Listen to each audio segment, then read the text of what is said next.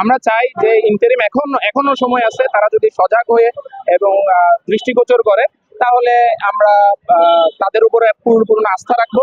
আর যদি না হয় তাহলে মত বলুক আর যাই বলুক, আমরা আসলে আমাদের রাস্তা ছাড়বো না। সারা বাংলাদেশের আওয়ামী লীগের যে প্রেতাত্মারা আছে তাদের হচ্ছে তীর্থস্থান হচ্ছে, আমি মুসলমানদের যেমন কাবাঘর আছে, ওদের তীর্থস্থান হচ্ছে এই গোপালগঞ্জের টুঙ্গিপাড়ার যে বঙ্গবন্ধুর মাজার আছে সেই মাজারটা। তো সেইখানে যখন আমাদের এনসিপির নেতাকর্মীরা তাদের দলীয় প্রচারণার কারণে গেল, তখন তাদের হাতে একটা ঘা লাগছে। আপনাদের ক্ষুধার্ত চিন্তা আহ্বান করে, আপনাদের প্রতি আকুল চিন্তা আহ্বান করে, আমাদের মধ্যে বিভাজন হয়ে পড়ে কোনো আচরণ, কোনো পথ আপনারা গ্রহণ করবে না। তো আমরা হচ্ছে আমাদের একটা উপস্থিতি জানান দিতে চাইছি যে শুধু গোপালগঞ্জ না, যদি বাংলাদেশের যে কোনো প্রান্তে লীগ নামক যে নিষিদ্ধ সংগঠন আছে তারা যদি মাথাচাড়া দিয়ে ওঠে, আমরা এখনো সজাগ আছি। আমরা যে কোনো সময়ের জন্য, যে কোনো পরিস্থিতি মোকাবেলার জন্য, লীগকে প্রতিহত করার জন্য আমরা সর্বদা প্রস্তুত আছি।